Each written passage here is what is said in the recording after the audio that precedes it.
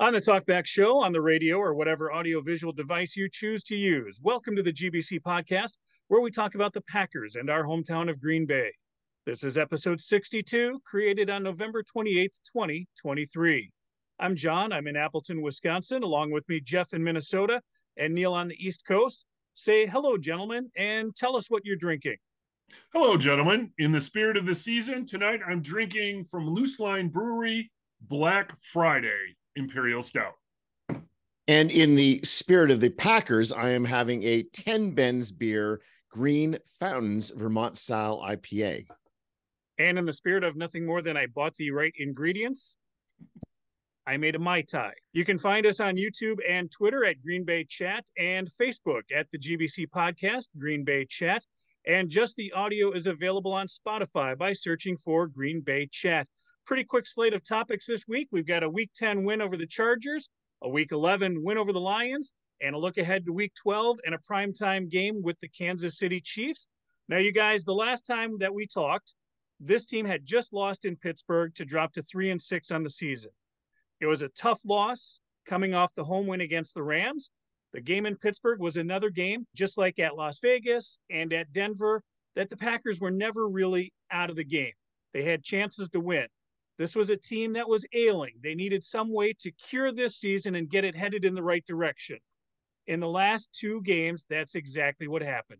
A home win against the LA Chargers and then a statement game on the road in a short week on Thanksgiving Day in front of a national television crowd against the division-leading Detroit Lions with multitudes of players appearing on the final injury report.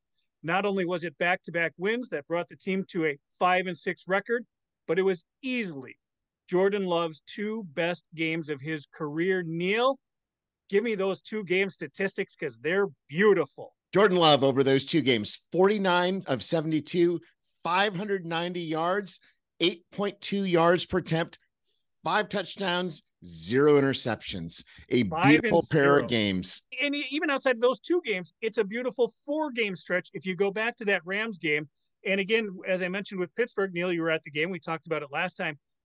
Never really out of the game, and not a terrible game for Jordan Love and the Packers either. This team has put something together over the last 4-game stretch, and it is what they need. Teams that peak early, they're on the wayside right now. I would rather peak late, and that is exactly what this young team is doing. Jeff, the growing pains, let's hope that we've gotten past them, right? I certainly hope so. For Jordan Love to finally get a 300-yard game for the first time in, over a year, right?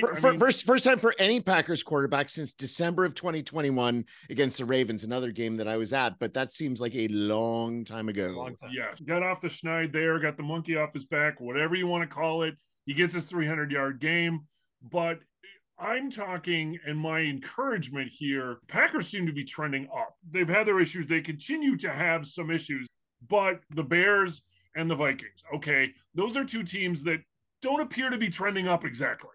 And I'll just kind of leave it at that. Amazingly, all three of us watched that game last night and survived it even. Purposefully, we watched that. We weren't forced to watch the game last night, but it was sort of like a train wreck, right? You just kind of like, how is this going to end? With the Bears winning for the first time in 30 years without scoring any touchdowns. Anyway, those two teams, not so much trending up. Packers really learning this is a good time of year. And Matt LaFleur in December, he hasn't lost. In this head, he has zero losses, right?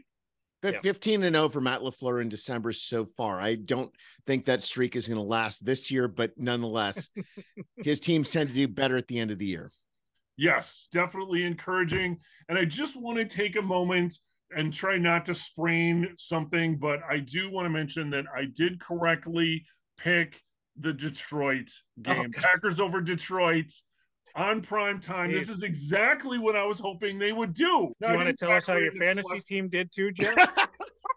But to be fair, Jeff in the preview said, this is where a young team is going to respond. This is where they're going to have that resiliency that a more experienced team, will say euphemistically, is not going to be able to have that quick spring back. And Jeff, you are correct. And yes, you may have a sprained rotator cuff from patting yourself back too much, but nonetheless, you did call that game entirely correctly at the beginning of the year.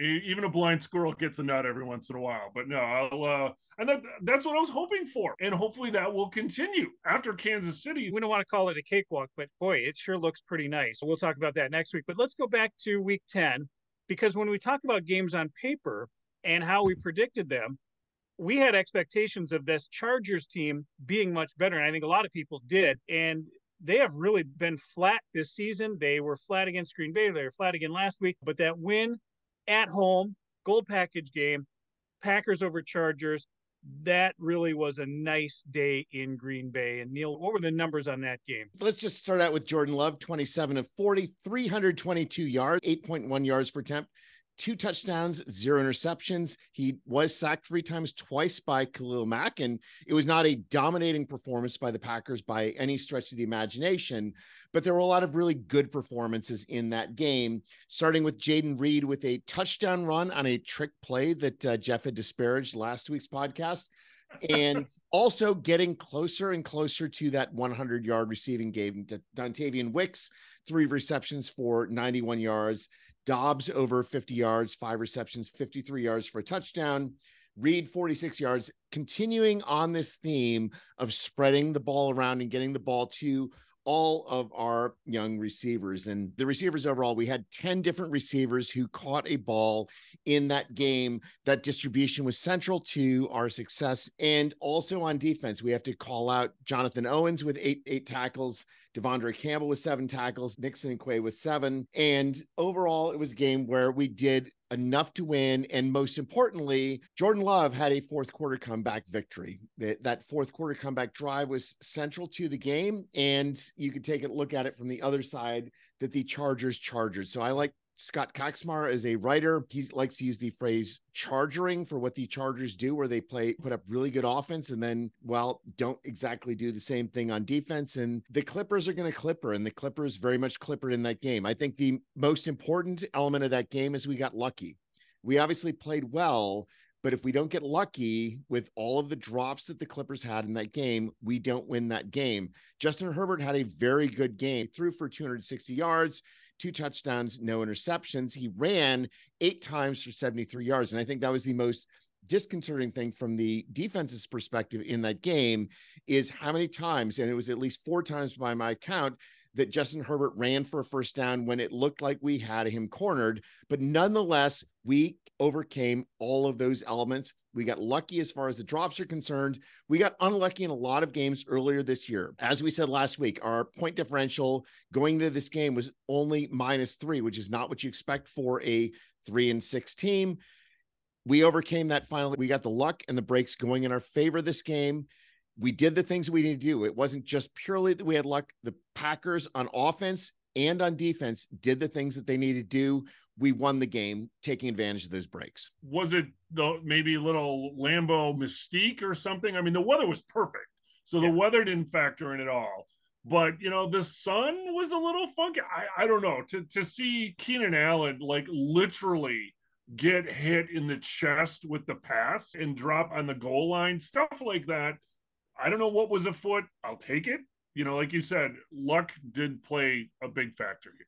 So, Jeff, I think Lambeau mystique is something that comes to play, but I think there is still an element of a team that plays and lives their entire life in 80-degree weather. And yes, it was low 40s, which we wouldn't consider bad weather, but I think that I would like to play Los Angeles teams in Lambeau Field every November and December for the rest of all eternity, because there's clearly something mentally that gets into them that causes them to not play at the level that they're capable of. I will more than take that. And I think that the drops in part were more a matter of mind over matter, and mind over matter in a negative sense, where the fact that it wasn't perfect weather for somebody from sunny Southern California that got to the plays not being perfect for them. The other thing of note was that some of the players, the offensive players especially, were slipping. Now, this is interesting because, again, it was a dry day. It was, you know, it wasn't raining or anything like that. The Austin Eckler almost butt fumble deep in Packers territory there, where he, like, literally just, you know, ended up on his back, got up and, you know, ended up fumbling the ball. That was a huge turning point in the game. Great awareness and, you know, great for the defense to watch a normally fleet-footed, sure-handed running back fall on his ass, without being touched. But again, we'll take it. I don't know what it was, but you know what? It was a victory. And globally, the numbers were very even between the two teams. So the Packers had an advantage in first downs, 23-17. Overall yards was 397 to 394. Both teams essentially the identical number of yards, time of possession. All of the statistics were basically the same for the two teams. The one thing that really we had going for us in this game was Jordan Love is starting to play at a different level. And of our 23 first downs, 16 of those first downs were by the passing game. And combine that with the fourth quarter comeback and all of the plays that Jordan Love made throughout the game, this was a game where Jordan Love started to show where his potential is. One perhaps disconcerting thing is this was a string, though, of games in which there were either missed field goals or missed extra points. Jeff, I knew the asshats were going to come up for you. Seriously, this is sort of the negative to this. Now, we're overcoming there's a couple times earlier in the year where we weren't able to overcome the asshat, missed field goals, things like that. But again, in this game, there was a missed field goal. Special teams is still pretty far down. Just going to the first play of the game, we return the ball out to whatever into the 40-yard line area, and Levitt has 2 penalties on that play, so we end up starting at the 8-yard line, right? Starting your first drive on the 8-yard line is not a good situation. That was entirely on the asshats. But on the other hand, as you said, Jeff, they overcame those errors. I would say the other concerning issue for me was a question of time management. And specifically on the last drive of the first half, we had a 16-play, 71-yard drive, started with 5:50 left in the first half. And we ended up being rushed in order to get the field goal in order to make it a tie game at halftime. And there was no need with 5:50 left for this to be a rushed drive at the end of the half. But this is Matt LaFleur, I think, learning the team. And I think that's one of the things that to me is most encouraging of the last 2 games. It is clear that Matt LaFleur is starting to understand what the strengths and weaknesses of this team are, and therefore how to get this team to perform at its best. I've been much more impressed by the play calling the last few games as far as we're going to figure out what our best players can do, and we're going to have them do it rather than, while we don't know what our best players are going to do, we don't know how to make this team succeed. We're starting to figure out from a coaching perspective, in addition to those players getting better. That's an excellent point, Neil. Totally agree with you. And looking to the future, that's fantastic. When you talk about the play calling, and we've addressed it, the trick plays, if you will, but the execution on the Jaden Reed touchdown, the fake handoff, and this was a play, I was in the crowd, the play was coming at me, and as soon as I saw Love pull the ball away from Dylan, I knew what was going on. And it was amazing that Reed just took that ball and ran out around to his right, and it worked. And it's one of those things where now do you say, we've done it enough times in game speed, we've done it enough times in practice where we have gotten better to it. The growing pains have passed, and now we know where the strengths are, and we know when we can run this play and when it's going to work. And it showed in that game. Yeah, they can. They can get to that. They have gotten to that point. I think they can figure it out what does work in the play calling. Well, and that's, I think, also one group that we haven't mentioned that I think has really improved their play is the offensive line. Tucker Kraft and Luke Musgrave blocking. I mean, I think it was Luke Musgrave on the edge that allowed Jaden Reed for that long score. It was just once he got up and turned the corner, there was nobody there. When that corner is not blocked, it's going to go for at least, no gain or perhaps even a loss. So it's really, really important to get that corner blocked. And when it is, it's a touchdown. Unfortunately, our woes with running the ball with running backs are still continuing. So our running backs in that game were only 21 rushes for 55 yards. And I think we've still got to figure out the running on non-trick plays or plays that go to somebody other than a wide receiver, for example. Now, there were other encouraging elements in the game, and I think looking at beyond our fourth quarter comeback drive to take the lead, Rashawn Gary with a 10-yard sack that squelched the second to last drive of the Clippers was certainly a central component. And obviously Gary had a huge game against the Lions as well. But the other thing, though, that looked very familiar to me as a Packers fan from the 90s, though, is Matt LaFleur seems to have very much taken the Mike Holmgren approach to playing in the second half of the lead, and that we're going to just try to hold on for dear life. We're going to be extremely conservative, and it worked against the Clippers. It worked against the Lions. I was never comfortable with that in the 90s. I think we could have a little bit more killer instinct, but nonetheless, it worked. We won 2 games. John, when we had the preview for in the last week's episode, said it might be 2 tough weeks for Packers fans. And indeed, we could have been 3-8 at this point. Instead, we are 5-6, and we're 5-6 because that team played well on offense, on defense, and even on special teams. And the numbers, Neil, overall were great on that game, but really take a look at how this team played down the stretch as well. Remember, Chargers score a touchdown with 5:36 remaining in the game. They go ahead 20-16, and just unfazed and unfettered, the Packers go down the field 75 yards in 6 plays and score a touchdown to go ahead 23-20 on a beautiful, just dime dropped into Romeo Doubs in the backside of the end zone. Again, that's coming towards me at the north end zone. It was beautiful from my perspective, and just a play that the confidence was there all the way through that drive to get the score. After that, the defense does its part, not once, but twice, to keep the Chargers from doing really anything. 3 plays minus 10 yards the first time around, and 6 plays, 15 yards before the series just dies out on them. And the Packers get a huge victory in this game, 23-20.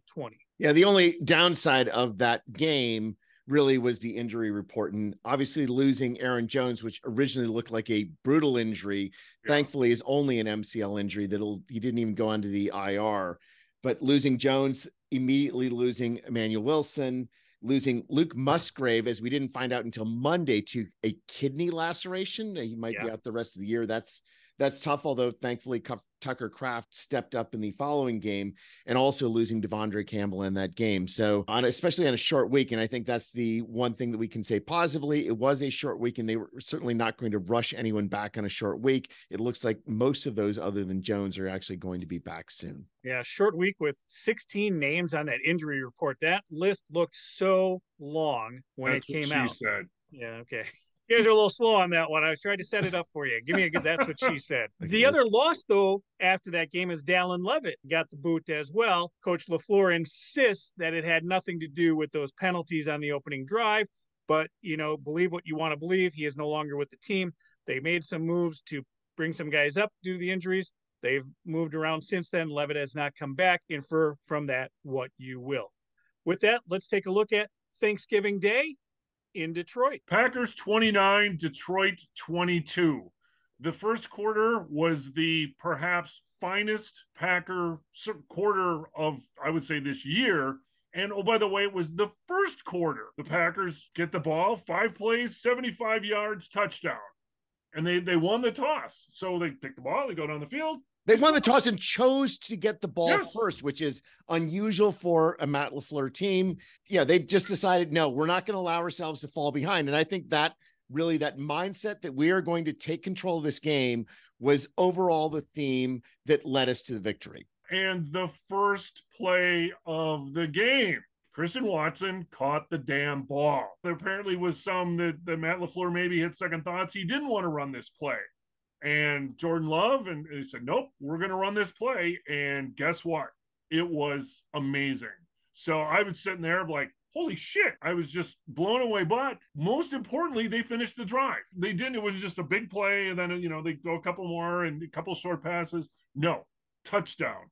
5 plays, 75 yards, 2 minutes and 44 seconds. And I think everybody in Detroit's like, holy shit, what just happened? And just continuing, it was the first play, 53 yards to Watson. The second play was also to Christian Watson. It was basically we're tired of hearing this bullshit about Christian Watson underperforming in his sophomore year. We're going to show just what his abilities are. And they certainly showcased Christian Watson's abilities in that game. Finished that drive with a beautiful 10-yard touchdown pass to Jaden Reed. So we're ahead. And, maybe some people haven't even started watching it yet. So Detroit gets the ball. Oh, it becomes a track meet. For whatever reason, the Packer defense says, what do you mean for whatever reason? The Packers defense played to their normal theme, right? Well, at least fortunately it wasn't like this the whole game. Couple drives were like this. 7 plays, 73 yards, 3 minutes and 46 seconds. Lions go right down the field, score the touchdown. So now it's like... But the Lions had ass hats. And so we actually still had a lead. I posted the score. I'm like, all right, it's 7-7. Wait, correction. 7-6. Yep, you're right. So the Lions had assets. So what happens now? So you think, okay, the Packers start off fast. Can they continue?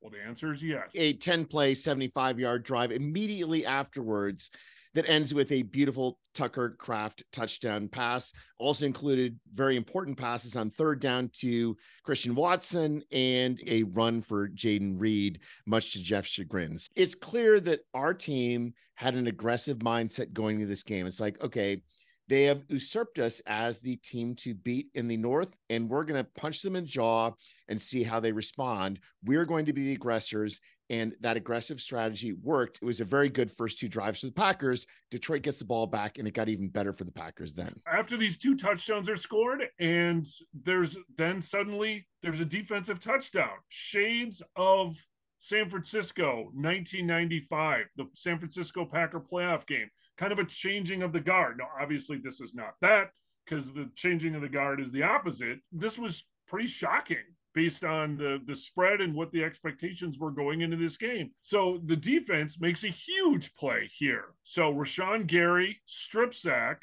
and Jonathan Owens, yes, Mr. Simone Biles himself, picks up the ball, runs it back for the scoop and score. Definitely a play where, at the moment, certainly the offensive players didn't know, is this a fumble or is it an incomplete pass? But the rule of play to the whistle came into play here. Owens had just the wherewithal to say, my ball, and ran with it. And he really just had an easy run because everyone else was like, well, isn't that a pass?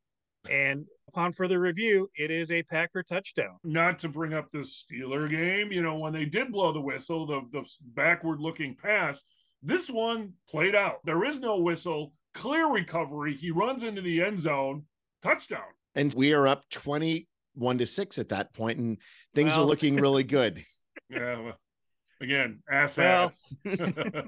Anything you can do, I can do better, right? So I think if you're going to miss an extra point, so will I. But 20-6 is still a comfortable lead for this team, especially in the first half. This is by far and away the best first half they've had in this season. And we're still in the first quarter, and there's a lot more to go in the first quarter still. So Detroit gets the ball back, and what happens again? Another strip sack fumble. At this point, KGB with both forced fumble and the recovery in that case. And when we've got Gary and Brooks both making their contributions, that's certainly a fabulous start to the game. Well, and this was really the key, right? So Goff does not get comfortable back there. I mean, the first series, they just drove right down the field. So I don't know. It's like somebody flipped a switch on that defensive line and said, okay, we're done with this shit, and we're just going to get to Goff. And man, they turn the tables. If I'm Goff too, I hear footsteps, and I'm not going to play as well because he was taking big hits, strip sacks, and defense is playing fantastically at this point. And we ended the first quarter with a 6-yard pass to Tucker Kraft that leaves us with a 4th and 1 to start the second quarter. But I just want to go through the first quarter statistics. We had 8 first downs to 4 for Detroit. We had 159 yards in that first quarter. This sounds like third quarter numbers too, only 67 for Detroit. Jordan Love, 9 of 10 for 130 yards, 2 touchdowns, no interceptions, a perfect 158.3 quarterback rating in that first quarter. We also had 9:26 possession to only a little over 5 minutes for Detroit. You could not have asked for a better first quarter for those Packers. Unfortunately, those 15 minutes ended, and then it was hanging on for dear life the rest of the game, starting with immediately that first play of the second quarter, where we went for it on 4th and 1 and did not convert. Unless your team is the Philadelphia Eagles and you've got the brotherly shove or the tush push or whatever, these 4th and 1s have been really problematic for the Packers. They haven't been able to figure out either a blocking scheme or something to almost, I would say, guarantee, but certainly I was on pins and needles, like what is going to happen here? And sure enough. Yeah. I mean, I think this goes back to some things that we talked about though in previous episodes, that the Packers I don't think are scheming well for these short conversion plays either. The Packers actually only went 2 tight ends on 25% of the plays in this game,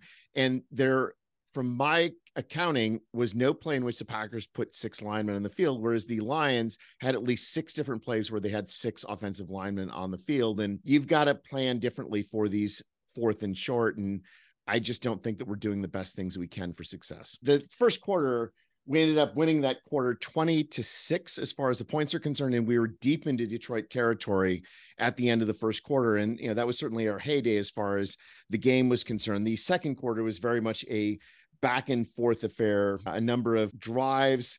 Both teams had a number of 8 to 9 play drives. In the end, we had a field goal drive in the second quarter, and that was really all that was accomplished in the second quarter for both teams. Overall, the second quarter, only 5 first downs for Green Bay to 4 for Detroit, 88 to 79 yards. So essentially even as far as the second quarter. Love 6 of 10 for 59 yards. One thing I will note for the Packers in the first half is that all 6 of our first half drives got into Detroit territory. But unfortunately, 3 of those drives that got into Detroit territory in the first half resulted in 0 points. And I think that is one of my themes as far as the game is concerned, is the missed opportunities. Yes, we won. Yes, we won by 7. We were in a position that we could have won by a lot more. You start with the missed extra point, the missed 4th and 1.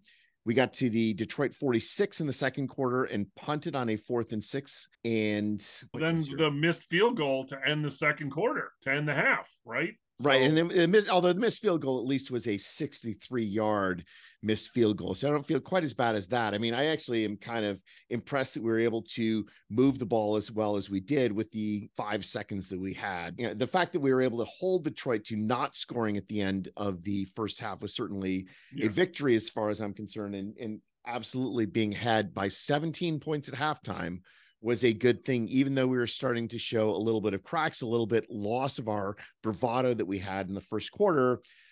We still had a 17-point lead, and the hope was we were going to be able to hold that lead against an offense that certainly had the ability to really turn it on. And in the end, they actually turned it on, but thankfully a little bit too late. It's a shitty feeling where you're sitting there watching this team and you're saying the other shoe is going to drop and this isn't going to last. And I hate that feeling, but it was there. And I have to say, I'm thankful that this team did what it had to do to go through. The all gas, no brakes philosophy seems to be working out. You go back to that Rams game when they put the extra touchdown on the end of the game to say, yep, we're going to stay in this game. We're not going to let anyone come up and sneak up behind us. And I like that is happening now. I like seeing that from this team because I think over the last 30 years, we've seen that kind of conservative play calling. And all right, we've got a lead. Let's just hold on to it. And it's bitten them in the ass too many times. So it was nice to see, yes, the second half still stayed in our favor and they played strong. Although it was not all gas, no break in the second half either. And I think that we did get overly conservative in the second half.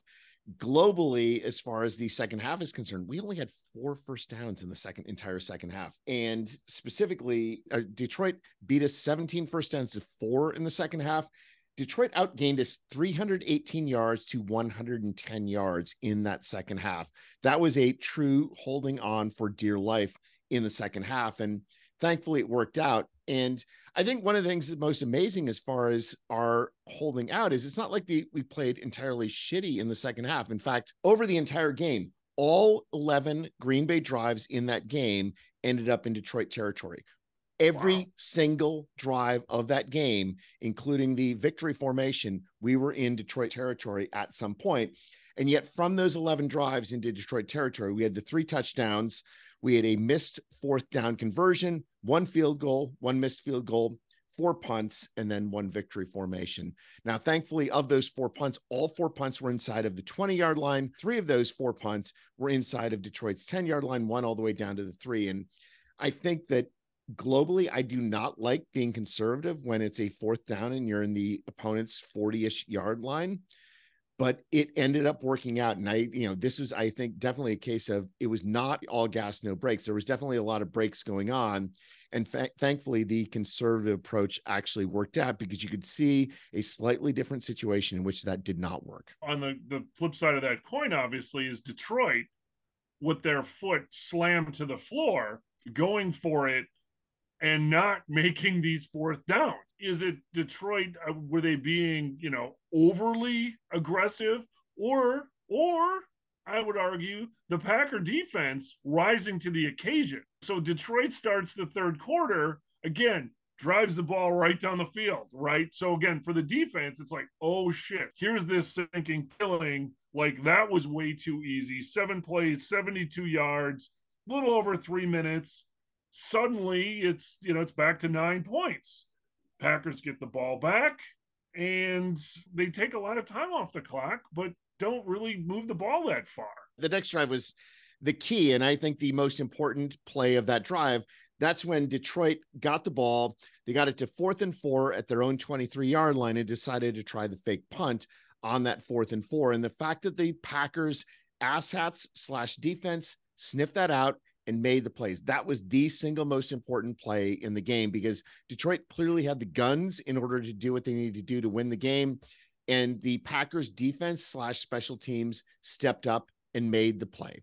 They did, because they were prepared. They were sort of expecting something like this, because Detroit has tried fake punts multiple times this year. And so they were fortunately prepared. And Lucas Van Ness, man, he sniffed that out. The direct snap, nobody fell for it. And that was a huge turning point in the game. So suddenly the Packers get the ball back on Detroit's 23-yard line. And so this is where I think, rather than, okay, let's just run the ball a couple times and try and settle for a field goal, this is where they got a little more aggressive with the play calling, thankfully. Well, they got aggressive, but I think they may have had the aggressiveness forced on them, right? So the first play was a 3-yard run to Dillon, and then a holding penalty on Elgton Jenkins gave us the 2nd and 17. And they're just like, well, okay, well, I guess we've got to pass. And 2 plays later, 14 yards to Dobbs, and then a touchdown pass to Christian Watson, a gorgeous pass, gorgeous play. It was something that Christian Watson certainly needed. That gave us the 29-14 lead that should have been a 30-14 lead. But Jeff, what's your thought on the 2-point conversion play there? Good Lord. They're still, I guess, learning. I don't know, or play calling or something in between. They're just, some of these plays just don't work. And that was another one. Now, unfortunately, it obviously cost us 2 points, and we should never have been in that situation of having to go for 2 points, but we did. We didn't make it. Fortunately, it didn't affect the outcome of the game. It certainly could have, but it didn't. And okay, we'll learn from that, hopefully, and move on. A 15-point lead there is nice. And I would have been fine with a 16-point lead. I understand going for 2, trying to make it a 3-possession game, making it a 17-point lead. Mm-hmm. I'm of the opinion that you don't go for 2 until you absolutely need to. And when you're up 15, just put the point on the board and take your 16-point lead. Yeah, well, right, maybe, but the 1 point probably is more likely than the 2. Yeah. The more important point is, at this point, it's 3:30 left in the third quarter, 18 minutes left in the game, and we've got a 2-score lead that requires him not only to score twice, but to make a 2-point conversion. And then Detroit gets the ball back, and our defense once again steps up. They moved the ball 11 plays, but in the end, on a 4th and 7, Rashawn Gary makes the strip sack fumble, 3rd fumble of Goff for the game, all of them forced by the Packers defense. That was a critical moment as far as the game is concerned. And it was Gary just having a huge game back at Ford Field, where a year prior, he was injured. And so, you probably saw afterwards the special game ball that he was given. But I mean, he just really had an impact on this game. And frankly, well, that's what he got paid for, right? Earlier this year when his contract got re-upped. But he really showed up for this game, was really a force, a disruptive force. 2 strip sacks with fumbles. It was just, fantastic. And obviously one of them, as we said, returned for a touchdown.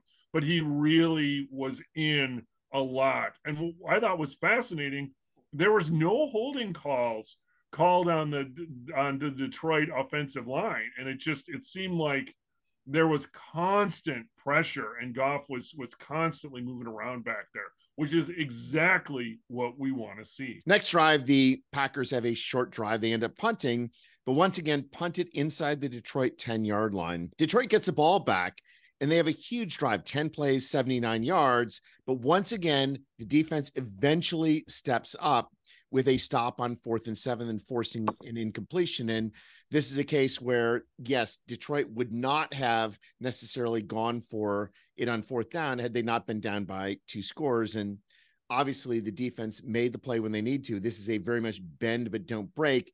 I would argue that they damn near broke, but thankfully they made the plays they needed to in the end. And I would have liked to have seen the Packers here score, go up, have a nice sustained drive. And it was a decent drive. I mean, like you said, they got into Detroit territory, but ultimately, take 4 minutes off the clock, but ultimately punt the ball again. Yeah. And then we got the ball back after that drive, and it was very much a conservative drive with a whole bunch of plays by Dillon, other than a really critical run, 37-yard run by Jordan Love. And that was arguably the most important play for the Packers in the second half, was actually that 37-yard run by Love that actually got us out of deep territory, that gave us a few more minutes of clock that were taken off, and finally ended up reducing the clock time available for Detroit.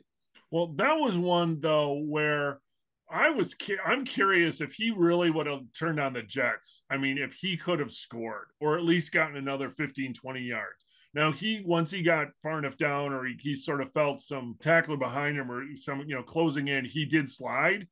Great, almost a really veteran move there.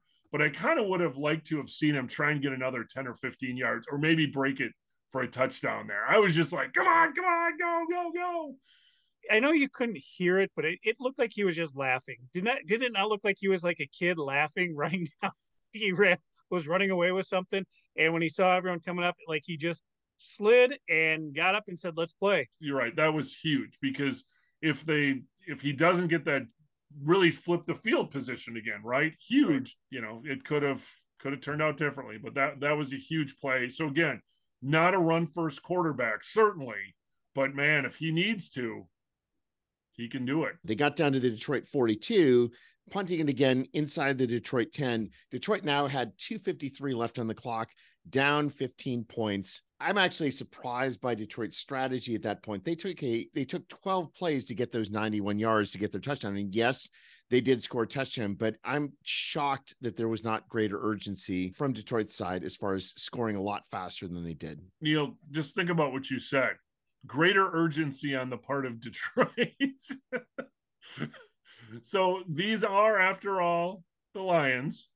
I mean, they've had some winning success, but recently, thank you. Yes, that's a huge caveat. But you know what? They're still, kind of learning. And I think, Green Bay, and certainly, like you said, Matt LaFleur called a great game. It showed that they, unlike some previous games where the Packers lost or barely won or something like that, they really came out and imposed on this. They looked like they wanted to be the winners of this game, and they played like it, and you could see it. And it was just, that's the part that we have not seen every game this year. But that's where we're starting to see this, even in the Clipper game, right? You started to see some of that, even the Pittsburgh game, going back, 3, 4, 5 weeks now. This has sort of been building, and that they've been sort of figuring this out. Coaching, camaraderie, team playing, whatever you want to call it, it's starting to come together, and you can actually see it, versus some other teams that are still learning or falling apart at this point. Yeah, I mean, it's learning. I think that's the most important thing, because in that fourth quarter, Love was 2 of 6 for 18 yards. Dillon was 3 rushes for 8 yards. That 37-yard run by Jordan Love was actually 60% of our offense in that fourth quarter. So, okay. But we had enough of a lead. I think that's the most important thing. We had enough of a lead that worked out, and they've learned from this. And I think, as much as anything, they've built up a little bit of bravado. They've built up not just confidence, but they've built up a sense that we are going to have the chance to take advantage of opportunities. We are going to, and I really, the fact that this game was the opposite of the first game against Detroit, where the first game against Detroit, they punch us in the mouth early and often, and then just cruise the rest of the game. That's essentially what we did in this game. And I think that there's an element of pride that was there too, that they did not like the fact that Detroit had usurped us within the division. And they're saying that we are going to try to take control. We may not be the alpha dog in the division yet, but you're not going to have it uncontested. I totally agree with you, Neil. And it's great to see that they actually did something about it.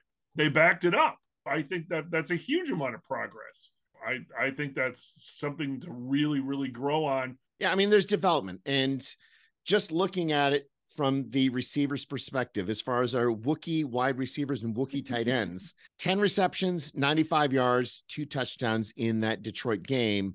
They're figuring things out, and our second-year receivers are also advancing as well. Watson with 94 yards in that game, nearly hitting that 100-yard mark that we still have not yet hit. They're close. But we're close. And, you know, even somebody like Malik Heath, 4 targets, 4 receptions, 46 yards. He played a huge game in a game in which Dontavian Wicks missed because of the concussion. And they're stepping up. They are learning, and they're trying to get better. And I think one of the things that frustrated me most several games ago was the commentariat saying, well, you know, after we beat the Rams, for example, that seems like a win that was actually a loss because they should be tanking. It's like, no, you do not become a winning team by tanking. You become a winning team by continuing to win. And yeah, you're going to lose some draft position, but players with a winning attitude are the ones that are going to be successful in the future. And they built on that Rams game. They took the Steelers loss in stride. They're learning every single week. They're getting better every single week. I love watching this team. And that's the bravado you're talking about. I mean, that's sort of that extra little juice, or that extra little X factor, or whatever you call it. And in listening to Jordan Love after the game, and he didn't get his turkey leg. I mean, do we even talk about Turkey Gate here? No. Turducken Gate, you know, whatever. The fact that he got hosed, that he and Rashawn Gary should have had a big fucking turkey leg, right? And they didn't. Fox totally hosed him. Yeah. That being aside, that listening to Jordan Love talk after the game, and I know that this is maybe not a fair comparison, but then listening to Justin Fields talk after last night's game, I'm like, these two people are on like two completely different planets. How they were able to answer the question, how they conducted themselves. And I'm glad Jordan Love's on our team, and seeing, you know, kind of comparing and contrasting these two after game interviews. It was like, yep, okay. That seems like a guy who's got his shit together and that is looking forward to being much greater. Talking about after the game, and you mentioned it earlier, Jeff, with Rashawn Gary, this is a guy whose heart and emotions and everything are certainly into the game. 3 sacks brings him up to 8.5 on the season. He's on pace for 13. If he can bump that to 13.5 or higher for the season, he's going to get his name in the media guide for, you know, most sacks in a season for a player. He has become the first round draft pick, dominating player that we have expected him to become. And he's solidifying that defense. And it is a team that the way they reacted to him as well in the locker room afterwards, you can tell that they rally around him, and he is the heartbeat of that defense. Right. And that's sort of what's now emerging as the year has gone on, right? We weren't sure who the leaders were, if there were any at all. Suddenly, you know, Gary has emotional, and the comment, I'm getting tired of crying around all you motherfuckers. I mean, that was awesome, right? I mean, so he just clearly emotional, but also, you're right, showing the younger players, and like, because he's not a young player anymore, although he's still young, right? I mean, he's what, 4th, 5th year, so great, you know, how he's grown and what he's showing on the field. And so these other defensive players and perhaps offensive players are like, oh, okay, this is, you know, we can get to this level if we play, you know, and support each other. Right. And just continuing on that, the Lions had 464 yards total in the game to only 377 of the Packers. If you only look at the numbers, especially those second half numbers, you'd say, wow, the Packers defense was crushed. But those Goff numbers in the second half, I mean, a lot of them seemed to be entirely meaningless. I think the most important number for the Packers is that they had 12 quarterback hits on Jared Goff. Obviously, the 3 forced fumbles, 29 pressures on Jared Goff. we were making ourselves known on the defense. That was a flip because Hutchinson himself, kind of parked in the Packers backfield on that game earlier at Lambeau. He was the disruptor in that game while Gary was, and he was totally, again, going back to the offensive line again, they're keeping Love upright. They may not be perfect, but they are certainly hanging in there, and they are not allowing the defensive ends and things like that to really dictate what the Packer offense is going to be able to or not be able to do. And ultimately, it is the one statistic that matters. They score the 29 points. They outscored their opponents 2 games in a row, and they are riding a 2-game winning streak now with a 5-6 record. Jeff, I do have to ask, you mentioned something about a waxing gibbous moon. Playing indoors in the middle of the day, how does that even affect anything? The waxing gibbous moon for the win. So the Lions are now 0-13 on Thanksgiving since the AFL-NFL merger, when the moon is in a waxing gibbous face. Who knew, right? But if I would have known, somebody knew. Go to Vegas, right? I mean, and just to a final note, as far as our defense is concerned, we accomplished all of that without Jair, without Devondre Campbell, without Rudy Ford, without Darnell Savage, without Eric Stokes, and with Jonathan Owen playing 84 snaps of defense and 13 on special teams. Jonathan Owen with 97 total snaps in that game. Wow. He worked hard. Simone Biles' husband certainly had a great game. So this was his second game in a row. He was the leading tackler as well. So he's, given the chance to play now. Wow. That's impressive. With all that said, a 2-game winning streak, it's time to bring this Packer team back home in prime time, Sunday night, Lambeau Field, Kansas City Chiefs coming to town. It's a 7:15 kickoff. That means, Neil, the parking lot opens at 3:15 p.m. for tailgating. And both Simone Biles and Taylor Swift have been given an open invitation to attend the Lot 1 tailgate party. Now, the players' wives and girlfriends actually kind of hang out with us. So Simone, I hope eventually comes by one of these days. But boy, pulling Taylor Swift in, Neil, would really make your trip to Green Bay extra special, would it not? Yeah, I don't have a lot of faith that we're going to get Taylor Swift to the Lot 1 tailgate, although I am hoping that she does draw some more fans to the game. It's very clear that NBC kept us on the Sunday Night Football because it's clear that Taylor Swift is going to be at this game. It's a primetime game. Most importantly, it is 1 week after her last show in her South American mini tour, and she ended in Brazil last week. And so Taylor Swift will be at Lambeau Field. I feel 100% certain of that. Simone Biles has already said she will also be at the game. And John, I don't think we're going to get her either of those to the tailgate. No, but I don't know what kind of security detail they have, but I'm sure it will be way too much for us to get them to come out and hang out in the parking lot at any point in time. But, hope springs eternal, Neil. We can throw the invitation out there, and we can hope that they bring a crowd with them. I'm looking forward to the Kansas City Chiefs fan. The Kansas City Chiefs obviously know how to tailgate. They've got very passionate fans. I'm hoping that there will be a good contingent of Chiefs fans who will be at Lambeau. Not something that's dominant or anything like that, but I hope there's enough to make it fun. And as we've said before, hanging out with opposing fans is part of the fun of going to Packers games. I am flying back on Saturday to Green Bay in order to go to the game. I will engage in the festivities, and it should be a good weekend. The Chiefs are 6.5-point favorites. No respect. I mean, come on. Packers are at home. They're in a 2-game they are the defending Super Bowl champions, Jeff, to be fair. And they've got the best quarterback in the NFL. I mean, not on my fantasy team, he's not.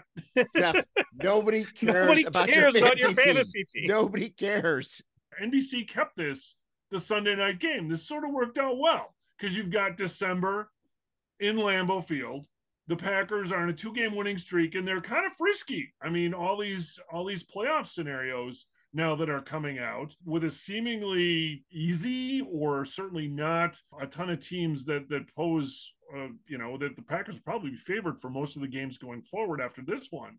So kind of an intriguing matchup. It's been a couple years. Jordan Love played pretty darn well, considering all things considered, back, stepping in 2 years ago when Rodgers had COVID, and he played pretty well. in that I game. remember It was that being, I remember that being a fairly dreadful game. Actually, I don't remember that being something that encouraged me as far as Jordan Love's development. I mean, it was a 13-9 game or something horrible like that. Neither offense was able to do anything. Right. But in the end, I don't care because that's not who Jordan Love is now. Correct. That's the growth that he has shown. I think this is a very intriguing game. Really, really hoping, like you said, the fans show up. I know, Neil, you're going to have a blast. I'm sure there will be a ton of Kansas City fans there that you'll get a chance to talk to. Lot 1 is going to be rocking. Love to be there. I'll be with you guys in spirit, certainly. Another primetime game. So after sort of a mini bye for Green Bay and a lot of these players that have been injured, hopefully coming back, again, the sense of urgency. And if they can keep this going, I mean, can you imagine if they come out and they beat the defending Super Bowl champs Sunday night? Kansas City is 8-3 on the season. And other than the Bears game, I don't feel like they've really blown anybody out. When we look at the recent games, we talked about Green Bay's last 4-game stretch, but for Kansas City in their last 4 games, they've got a loss at Denver and a loss against the Eagles. And then, Jeff, you noted they didn't start out well against the Raiders this week. And if they don't start out well and Green Bay does start out well like they did last week, it could make for an interesting matchup. Yeah. And looking at the overall statistics, like Kansas City has, they are 8-3, but they're not dominating teams. So their offense is actually only 8th in yards per game in the NFL this year. Their passing offense, they're led by Patrick Mahomes. He's clearly the best quarterback in the NFL. Patrick Mahomes is actually why I made the plans to fly back to Green Bay for this game, not Taylor Swift. I apologize. Don't tell Taylor, but it was Patrick Mahomes. I'd like to see him play. I like watching great players. The Chiefs offense is only 7th in passing yards per game. Their points, they're only 11th in points per game as far as their offense is concerned. And their run game, I think, is our opportunity, right? What's our biggest weakness? It's the run defense. Their run offense is only 17th in yards per game.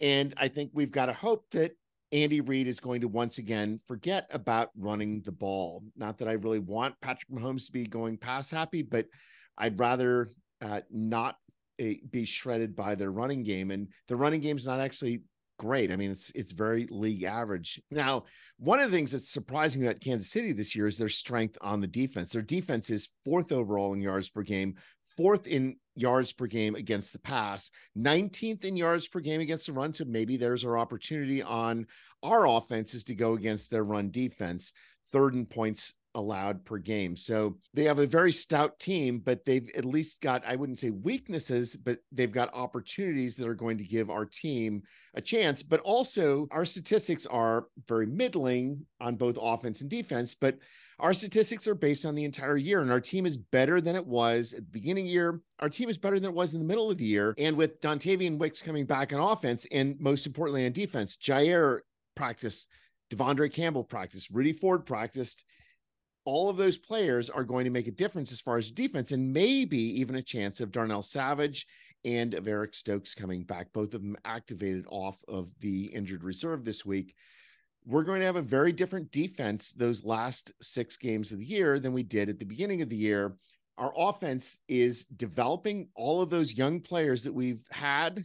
They're getting more and more game experience. We've got more opportunities. We are not a team that is going to be predicted by our past. And that's what gives me hope. I think that our defense can be a top defense with all of our players in position. Our offense certainly can be a top 10-ish offense with all of these young players playing the way they are right now. I think that we've got a reasonable chance, especially at home in Lambeau. One other element as far as comparing Patrick Mahomes and Jordan Love. Patrick Mahomes has 2,917 yards, 21 touchdowns, 9 interceptions. Jordan Love is not that far behind, 2,599 yards. It's only 300 yards behind, 19 touchdowns, 10 interceptions. Those statistics for those two quarterbacks are not wildly different. I'd say the biggest thing that we have to worry about and the biggest thing that we need to look at as far as our defense is concerned, Patrick Mahomes has only been sacked 14 times all year. That is by far the fewest sacks among starting quarterbacks in the NFL. We need our edge rushers. We need our central defensive line to make some plays. in order to, and Patrick Mahomes is notoriously good at getting the ball out quickly and therefore avoiding sacks. He's also really good at running the football when he gets some pressure. We've got to hope that our defenders do better against Patrick Mahomes than they did against Justin Herbert, because Justin Herbert really did shred us with running the football. Patrick Mahomes could do the same thing. If our edge rushers are able to provide some pressure, if they're able to provide containment such that Mahomes is not able to run like crazy, I think we've got a decent chance. There's a lot of ifs that you threw out there, Neil, and I think that all three of us did in our preseason prediction peg this as a loss. Yeah. It's one of those things where this season, I just felt like the Lambeau mystique is not going to be there this year, and there's no amount of weather that's going to happen on Sunday that I think is going to keep Kansas City from winning this ball game. Will the Packers play well? Yes. Will it be a good springboard for the last 5 games of the season? Yes. Will it be tough coming out of it as a 5-7 team, wondering how the last 5 games is going to play out? Yes, but I just don't see a way to come over the hump. I think that Kansas City, while they haven't blown teams out, they are steady, they are methodical, they put a game together. And I think that Andy Reid is just going to pick apart the defense and put a game together on Sunday night. John, that all sounds nice. I'm just going to remind you, we have a 10-person conference pool. Jeff and I have the best record in that conference pool, and you have the worst record in that conference pool. But we all picked this game as a loss. I was not sure where the Packers offense and defense were going to be at this point in the year. I am not going to say that I am confident that the Packers are going to win, but I'd say the Packers have a 30 to 40% chance of winning. I think that we have a good likelihood of making this a very competitive game and a reasonable chance of winning this game. We are a team that is on the rise. We are a team that is showing strength on offense and on defense. If we show those strengths without emphasizing our weaknesses, we've got a chance of winning this game. I completely agree with Neil. I'm optimistic. Am I expecting a win? No. If they won, would I be completely shocked? No. I think that it's going to be competitive. Again, a national stage, right? So 2 weeks in a row, and they really showed out in Detroit. And again, if they've got that edge, if they've got a little confidence, if they've got a little swagger, Kansas City, I don't think it's going to give them any bulletin board material like Detroit did. So maybe that helped them a little bit as well. But no, I'm looking forward to 2 good quality teams playing the Sunday night game and being praised or being, picked apart accordingly based on what happens. I mean, it's going to be the glow of the national spotlight, and all the warts are going to be showing, or all the specialness is going to be showing. And I'm hoping the asshats don't factor in here. There's room for improvement here, at least on the kicking side. We'll see. Again, if we're competitive against the defending Super Bowl champions, that will be a key for growth. And do you want our statistic that should be the most positive?